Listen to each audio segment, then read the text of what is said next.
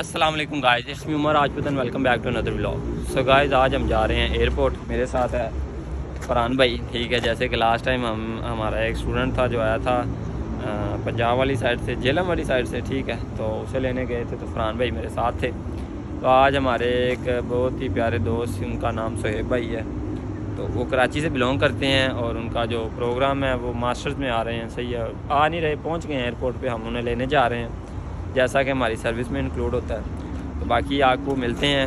वो अभी उनका मैसेज आया कि वो पहुंच चुके हैं और इमिग्रेशन भी क्लियर हो चुकी है। अभी बस हम सारी रात जो सोए नहीं है, इसलिए कि सुबह जाना लड़के को लेने, तो लेट ना हो जाए।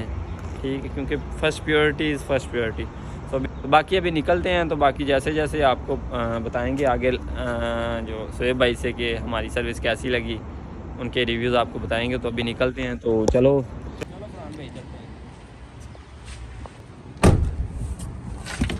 हाँ जी उमर भाई। अभी हम पहुंचने वाले हैं, बस 10 मिनट का रास्ता रह चुका है और सोहेब भाई ऑलरेडी उनका एग्ज़िट हो चुका है। ठीक है, बेसिकली इस तरह से है। लास्ट टाइम निशान की दफ़ा जो है ना, काफ़ी टाइम लगा था, क्योंकि ये यूनिवर्सिटी का जो रिप्रेजेंटेटर होते हैं, ये उनकी बेस पे होता है कि वो जल्दी आते हैं, वो लेट आते हैं। तो जो कुछ अच्छी यूनिवर्सिटीज़ होती हैं उनके ज़रा जल्दी आ जाते हैं, जो ज़रा नॉर्मल यूनिवर्सिटीज़ होती हैं उनके ज़रा थोड़ा लेट आते हैं। तो उस हिसाब से भी अभी सोहेब भाई इंतज़ार कर रहे हैं हमारा। हम अभी रास्ते में हैं। लास्ट टाइम जब हम गए हैं तो तकरीबन हम वहाँ पे पहुँच चुके थे और बंदा हमारा अभी अंदर था, तो उसका वेट किया था। इस दफ़ा ये है कि हम लेट हैं, वो पहुँच चुका है। बस ऐसे ही होता है, लेकिन ये है कि इतना वेट तो नहीं, बंदा ज़्यादा वेट ना करे, बस आ जाए। ठीक है, तो वो भी आ जाएंगे। अभी हम पहुँचने वाले हैं, बस थोड़ा ही रास्ता रह चुका है। बाकी फिर आपको इंटरव्यू भी करवाएंगे भाई का कि उन्हें कैसा लगा है। ठीक है, फिर उन्हें पाकिस्तानी खाना भी खिलाएंगे रेस्टोरेंट से, पाकिस्तानी रेस्टोरेंट से, क्योंकि हमारा फ़र्ज़ है। 6 घंटे की फ़्लाइट है, तो उधर से जब उन्होंने आना है तो बंदा थका होता है। और आपको पता है एयर एशिया जो है ना, वो खाना नहीं देती है। अगर देती भी है तो इनका जो है, क्या उसका नाम है, मलेशियन फूड होता है। तो वो जो हमारे जैसे आदि लोग हैं वो तो चलो ज़बरदस्ती खा लेंगे, जो न्यूली बंदा वो नहीं खा सकता। वो कहेगा ये क्या चीज़ है, मतलब ठीक है, लेकिन टेस्ट की बात होती है ना। तो ये सीन है। बाकी हम पहुंचने वाले हैं, बाकी देखते हैं, let's see what will happen. बाकी जैसे मैं अपनी हर वीडियो में बोलता हूँ, किसी ने अपना प्रोसेस करवाना हो मलेशिया का स्टडी वीज़े का, वो हमसे रब्ता कर सकता है। और अगर कोई भाई मलेशिया में है और इसने अगर किसी कंट्री का विज़िट वीज़ा अप्लाई करवाना हो, नन ऑफ कंसर्न के यूरोप का या किसी ऑफ कंट्री का भी, तो वो हमसे रब्ता कर सकता है। हर कंट्री की सर्विस हमारे पास अवेलेबल है। इसमें एशियन कंट्रीज़ भी आ जाती हैं, यूरोपियन कंट्रीज़ भी आ जाती हैं, अफ्रीकन कंट्रीज़ भी आ जाती हैं। तो ये सीन है।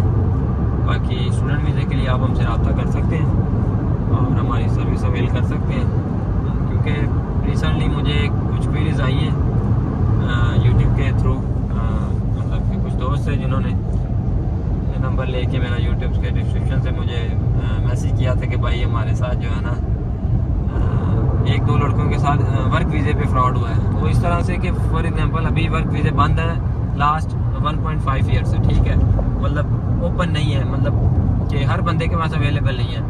उन्होंने पैसे दे दिए 6 मंथ के बाद, अभी वो एजेंट कहते हैं नहीं 2 मंथ और 2 मंथ और 2 मंथ और, मतलब एक चीज़ ओपन ही नहीं है, तो वो कोई कैसे दे देगा मतलब वीज़ा। तो ये सीन होता है। और कुछ स्टूडेंट्स की जो पाकिस्तान से, पता नहीं, एक लड़के की तो मेरे पास क्वेरी आई है, उसने प्रोसेस करवाया है, वो मलेशिया आ गया, लेकिन आगे आके उसे पता चला उसकी फ़ीस जो थी वो पेड ही नहीं थी यूनिवर्सिटी में। और हम बात कर रहे थे फ़ी पे। जो फ़ी होती है स्टूडेंट की, जो यूनिवर्सिटी फ़ी होती है, वो लाजमी पेड होनी चाहिए मलेशिया आने से पहले। लेकिन कुछ यूनिवर्सिटीज़ होती हैं जो रिलैक्सेशन दे देती हैं, लेकिन ये जो एजेंट होते हैं 2 नंबर, ये गलत फ़ायदा उठाते हैं।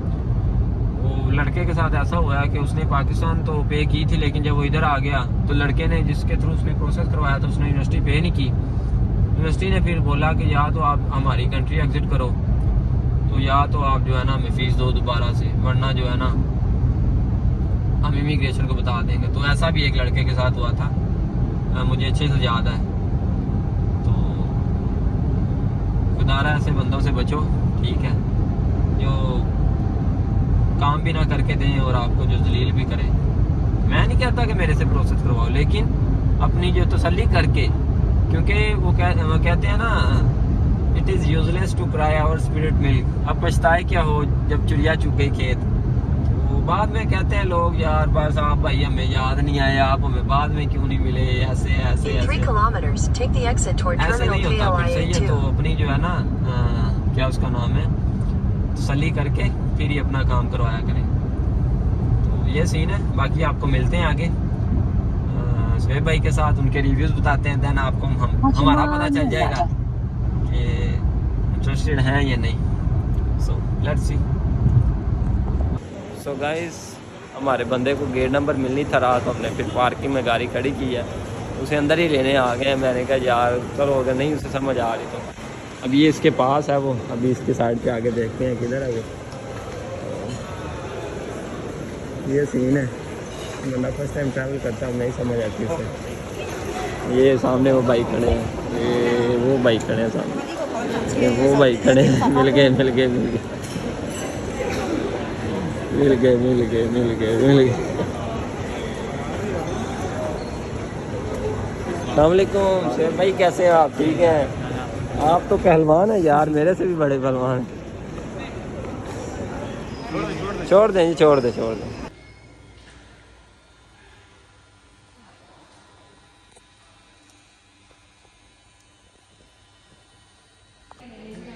अभी खाना वगैरह खाने के बाद अभी शोएब भाई से इनका जस्ट लाइक का इंटरव्यू लेते हैं, तो पूछते हैं कि इन्हें हमारी सर्विस किस तरह की लगी, ठीक है, और इन एयरपोर्ट पे कोई इशू आया या नहीं आया, या मतलब इनका प्रोसेस कितनी देर में हुआ ओवरऑल। तो अभी शोएब भाई बताते हैं। जी शोएब भाई। जी अस्सलाम वालेकुम भाई। पहले तो मेरा प्रोसीजर शुरू हुआ था ऑलमोस्ट 14 दिन के बाद ही शुरू हो गया था, और उसमें तकरीबन 15-20 दिन लगे जब बना के मेरा जो लेटर आता है, अप्रूवल लेटर, वो आ गया। और फिर जो इनिशियल डिपॉजिट फीस थी वो भी आपने पे की थी शुरू में इनिशियली, तो फिर मैंने आपके अकाउंट में लगाया, जब ऑनलाइन हो गया, वेरीफाई हो गया कि भाई वाकई ये ओरिजिनल फीस है और एक कन्फर्म बना के काम हो रहा है। तो इसके अलावा फिर उसके बाद अच्छा, यहाँ मैं आपकी बात हो रहा हूँ। अच्छा, ये जो फ़ी की बात कर रहे हैं ना, वो फ़ी होती है जो स्टूडेंट ने खुद पे करनी होती है यूनिवर्सिटी को, यूनिवर्सिटी के अकाउंट में। अभी ये स्टिल डाउट में थे कि मेरे साथ कोई 2 नंबर ही ना हो जाए। बंदे ये ठीक थे, लेकिन मुझे ट्रस्ट था कि मतलब ये बाद में मुझे पे कर देंगे। सो इसलिए मैंने वो फ़ी जो स्टूडेंट खुद पे करता है पहले यूनिवर्सिटी को अपनी जेब से, वो भी मैंने फिर इनके लिए पहले अपनी जेब से पे की, ठीक है। जब यूनिवर्सिटी के अकाउंट में पेमेंट हो गई, यूनिवर्सिटी ने जब स्लिप सेंड कर दी, ठीक है, ने ईमेल कर दी कि जी आपकी पेमेंट हमें हो चुकी है, ठीक है। तो इनकी बात के ऊपर मतलब ये अपनी बात के ऊपर रहते हुए इन्होंने फिर मुझे पाकिस्तान में पेमेंट कर दी थी। तो दैन फिर इनका तकरीबन 20 से 25 दिन लगे इनका अप्रूवल आने में। अप्रूवल आने के बाद फिर इनका ई वीज़ा अप्लाई किया, तो दैन फिर इनका जो सारा प्रोसेस हो चुका था।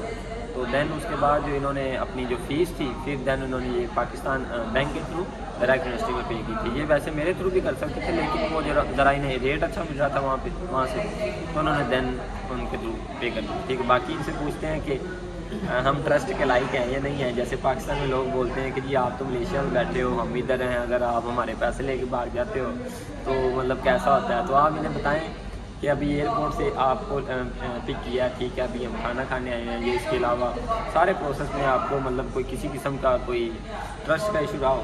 नहीं है कि ऐसा कोई हर्डल्स आया ही नहीं है। जैसे ही मैं एयरपोर्ट में पहुँचा हूँ, आपसे मैं रात में रहा था, मैंने आपको वॉइस कर दी कि मैं पहुँचने वाला हूँ जी। तो आपने कहा था बेफिक्र हो जाए, मैं भी आ जाऊँगा और रिप्रेजेंटेटिव भी आ जाएगा। तो वो आ गया, उसने जब तक मुझे रिलीज़ करवाया वहाँ से, इमिग्रेशन से क्लियरेंस करवाई, और उसके फ़ौरन बाद ये तकरीबन आप 15-20 मिनट बाद आप पहुँच गए थे। जी पूरा कोई जगह नहीं मिल रही थी। हाँ, तो वो ज़रा इन्हें ज़रा पता नहीं था, तो वो हमने पार्किंग में गाड़ी खड़ी की, तो फिर इन्हें पिक किया, फिर आ गए। उसमें थोड़ा टाइम लगा और तो इतना बड़ा बात नहीं। तो ओवरऑल मैंने ये कि पाकिस्तान के लोग थोड़ा डरे हुए हैं, क्योंकि फ्रॉड बहुत है, एजेंट के चक्कर बहुत है। आप अपने वो अंकल वाली बात बताएं, क्या कह रहे थे जब आपने उन्हें बताया कि? हाँ, उनको मैंने बताया कि भाई उनके पास मैं वैसे गया चक्कर लगाने के लिए, तो उन्होंने कहा कि भाई आप क्या कर रहे हो। मैंने बताया कि मेरा प्रोसीजर चल रहा है। तो उन्होंने कहा भाई ये बंदा कहाँ का है। मैंने बोला ये लाहौर साइड पतोकी शहर वहाँ का है।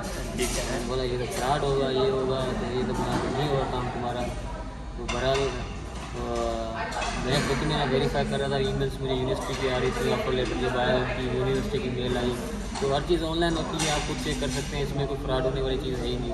बाकी ये है कि आप सेफ रहें और एक ट्रस्टेड बंदे पे ट्रस्ट कर रहे हैं और बिना अपने पैसे नहीं गंवाएं और एक जल्दी से जल्दी बनाए कि अपने डेस्टिनेशन को अचीव करें।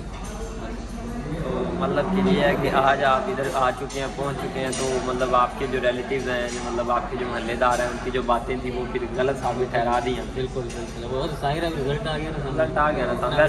वैसे अगर बी ऑनेस्टली अगर आप बात करें तो इस वक्त पाकिस्तान में ऐसे लोग हैं जो मतलब फ्रॉड करते हैं जिसकी वजह से लोग डर रहे हैं। बिल्कुल है, ऐसे लोग हैं जो मना के गलत गाइड करते हैं, पैसे ले लेते हैं, फिर वो टाइम पे काम नहीं करते, बाद में पैसे रिटर्न करते हैं। जो रिटर्न पैसे करते हैं वो भी आस्ते आस्ते तो थोड़े या कि ये नहीं है मतलब थोड़े किस काम के है, मतलब वो भी पीछे लग के बंदे के काम ही ना किया तो फिर क्या किया। तो इसलिए हर कोई डरता है, वो कहता है कि यार हम मतलब सेफ के लिए जी तो रिस्क नहीं ले, इतना बोला कि तो आपको पता है कि तो हालात ऐसे हैं, फिर ऊपर से अगर बंदे की कोई मतलब उसने सेविंग की हो बाहर जाने के लिए, वही अगर वो उसकी लॉस हो जाए तो उसके पास तो कुछ ना बचा। सही बात है। तो ये इशूज़ होते हैं थोड़े, इसलिए मैंने हर कोई डरता है। ठीक है, बाकी आपसे इनिशियली कोई पेमेंट ली गई एज अ कंसल्टेंसी के चार्जेस के तौर पर? वो जब अपना सारा प्रोसीजर हो गया फिर आपने कहा कि भाई ये साथ दे दें आप। जी ठीक है, वो भी अपनी प्यार मोहब्बत से, वो भी मतलब ज़बरदस्ती नहीं है, नहीं भी देना चाहते तो मसला नहीं है। तो आप तो कह रहे थे मना कि मसला नहीं है, पर मैंने कहा नहीं, आप मैं आपको दूंगा, बाद में दूंगा, पर 30,000 दूंगा। फिर आपने कहा नहीं, आप जितने देने अभी वो दे रहे हैं। भाई ने मुझे 20,000 कर दिया था, मैंने कहा चलें आपकी मोहब्बत है और मसला नहीं है। बाकी यह है कि जैसे भाई ने बताया इसमें मैं समझता हूँ इस चीज़ को, टू बी ऑनेस्टली मैं भी समझता हूँ कि एक बंदा है जिसने जो पाकिस्तान में है और एक बंदा है वो जो मलेशिया में है, इधर दोनों की कम्युनिकेशन होती है, तो वो 100 चीज़ें आती हैं माइंड में, मुझे बंदा पता नहीं कहाँ से है, ये कैसा होगा, ये मैं इसे अकाउंट में मतलब इसे मैं पेमेंट करूँगा, ये भाग तो नहीं जाएगा, मैं इसका क्या कर लूँगा, 100 चीज़ें आती हैं। इवन कि मैं अगर अपनी मिसाल भी दूँ ना, अगर मैं इस जगह पे अपने आप को रखूँ तो मैं भी ट्रस्ट नहीं कर सकता, ये ठीक है। लेकिन ये एक चीज़ आपके सामने है, सोशल मीडिया का दौर है, ठीक है, एक रियलिटी आपके सामने है। हम सुबह उठे, हमने नाश्ता भी नहीं किया, इवन कि हम रात को सोए भी नहीं है। किस लिए? इसीलिए कि सुबह हमारे एक बंदे की फ़्लाइट है, ठीक है, उन्होंने आना है, तो हम नहीं चाहते कि मतलब हम सोए रहें और दोपहर 3 बजे उठें और वो सर एयरपोर्ट पे इंतज़ार करते रहें कब आ रहे हैं, तो फिर हम सोए भी नहीं हैं। फिर सुबह जैसे ही मतलब टाइम हुआ है, गाड़ी की है, चलो भी एयरपोर्ट लेने गए हैं। अभी एयरपोर्ट से अभी हम नाश्ता कर रहे हैं, तकरीबन अभी क्या टाइम हुआ है, 12:45 मतलब 12:40 हो चुके हैं, ठीक है, अभी नाश्ता कर रहे हैं। तो ये था आज का सीन सारा। तो बाकी किसी भाई ने प्रोसेस करवाना हो तो वो करवा सकता है, ठीक है, तो मसला कोई नहीं है।